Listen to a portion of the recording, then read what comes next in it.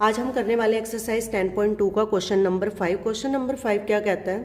Prove that the perpendicular at the point of contact to the tangent to a circle passes through the centre. Question क्या कह रहा है कि prove करो कि perpendicular at the point of contact, मान लो ए बी हमारा यहाँ पे क्या है, टेंजेंट है, तो पी हमारा क्या हुआ, पॉइंट ऑफ कॉन्टैक्ट।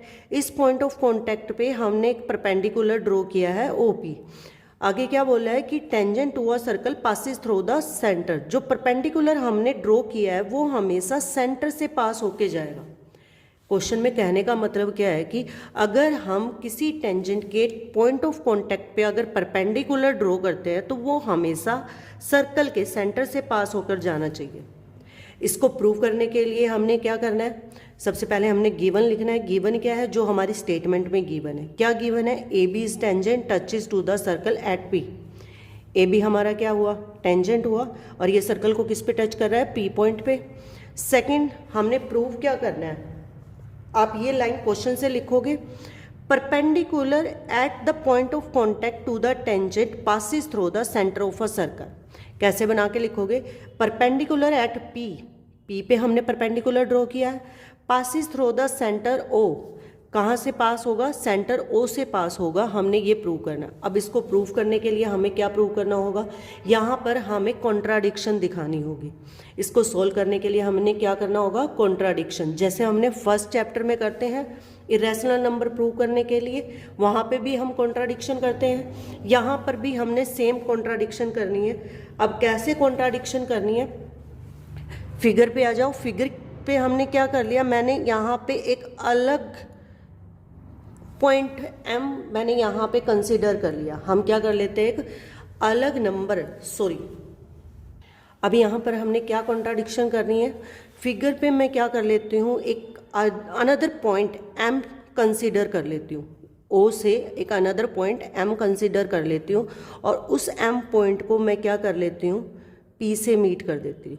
एम को मीट कर देती हूँ किससे, पी से, और एम पी बी को क्या लेट कर लेती हूँ, 90 डिग्री। क्या लेट कर लेती हूँ, 90 डिग्री। हमने कॉन्ट्राडिक्शन प्रूव करना है, तो कॉन्ट्राडिक्शन करने के लिए कुछ तो लेट करना पड़ेगा। जैसे हमने फर्स्ट चैप्टर में √2 इरेशनल नंबर है, उसको हमने कॉन्ट्राडिक्शन प्रूव करने के लिए क्या लेट किया था कि वो रैशनल नंबर है। सिमिलरली यहाँ पे हमने क्या लेट करना है कि एम पी बी क्या है हमारा, 90 डिग्री। तो यहाँ पे क्या प्रूफ में लिखेंगे, meet M P angle which implies नहीं लिखोगे बच्चों, लेट लिखोगे, let angle M P B, क्योंकि हम लेट कर रहे हैं इसको। एम पी बी क्या है हमारा, 90 डिग्री है। क्या लेट कर लिया हमने यहाँ पे, एम पी बी को 90 डिग्री। ये हमारी क्या होगी, इक्वेशन फर्स्ट। अब फिगर से हमें क्या पता चल रहा है कि ओ पी हमारा क्या है, परपेंडिकुलर है ए बी पे। ओ पी क्या है हमारा, परपेंडिकुलर है ए बी पे। क्यों है बच्चों, क्योंकि रेडियस ओपी क्या है हमारी, रेडियस, और रेडियस हमेशा क्या होती है, टेंजेंट पे परपेंडिकुलर। तो यहाँ पे हम क्या लिखेंगे, radius perpendicular to tangent, radius perpendicular to tangent. If OP perpendicular है ए बी पे, अगर हमारी ओपी ए बी पर परपेंडिकुलर है तो क्या इम्प्लाइज करती है कि ओपी बी हमारा कितना होगा, 90 डिग्री, और ओपी ए बी हमारा क्या होगा, 90 डिग्री। तो यहाँ पे क्या लिखेंगे, which implies angle O P B equal to 90 degree. ये हमारी इक्वेशन नंबर क्या होगी, सेकेंड। अब फर्स्ट और सेकेंड हमें क्या बता रही है, equation from equation first and second. First और सेकंड से हमें क्या पता चल रहा है कि एंगल एम पी बी किसके इक्वल है, angle M P B equal to angle O P B. दोनों एंगल क्या है, इक्वल है। क्यों इक्वल है, क्योंकि दोनों किसके इक्वल है, 90 डिग्री के। दोनों किसके इक्वल है हमारे, 90 डिग्री के इक्वल है। बट फिगर से हमें क्या दिखाई दे रहा है कि एम पी बी क्या है, लेस देन है ओ पी बी से। क्योंकि अगर मैं एक लाइन ड्रॉ करूं और इस पॉइंट से क्या मैं एक साथ दो 90 डिग्री एंगल ड्रॉ कर सकती हूँ, नहीं ना। एक पॉइंट पे हम एक साथ एक टाइम पे एक ही 90 डिग्री का एंगल बना सकते हैं, या तो इधर बनेगा या फिर इधर। क्या इस पॉइंट पे इसके अलावा, इस परपेंडिकुलर के अलावा कोई और एंगल हम 90 डिग्री का बना सकते हैं? यहाँ पे बना सकते हैं? नहीं। तो फिगर से हमें यहाँ पे क्या पता चल रहा है कि अगर ओ पी बी 90 डिग्री है तो एम पी बी कभी भी 90 डिग्री नहीं हो सकता। तो बट यहाँ पे हम क्या लिखेंगे? But angle M P B क्या है हमारा? लेस देन है।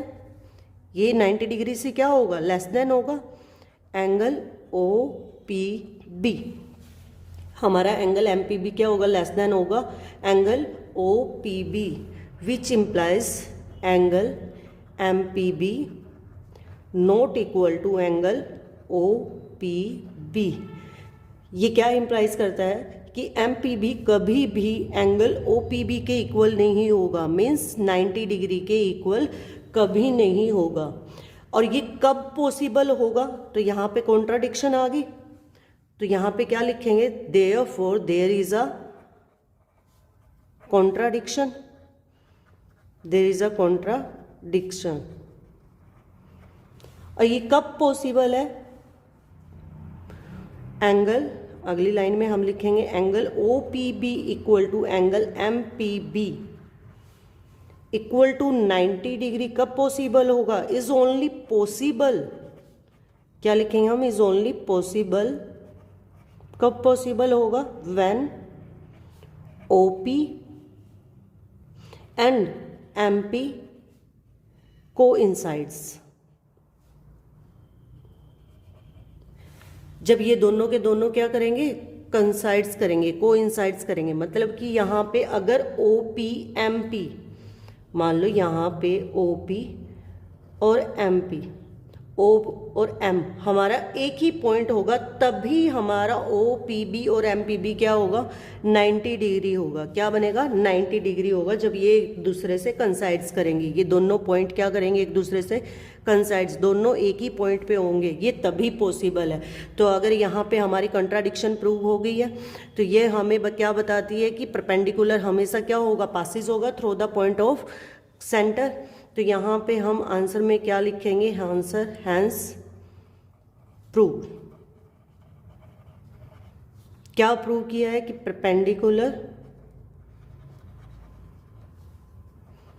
Perpendicular at point of contact always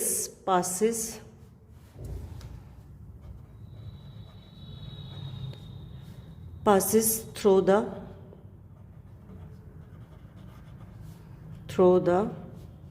center। जो हमें लाइन गिवन है हम वही आंसर में लिख देंगे। यहाँ हमारा क्वेश्चन कंप्लीट होता है। Thank you.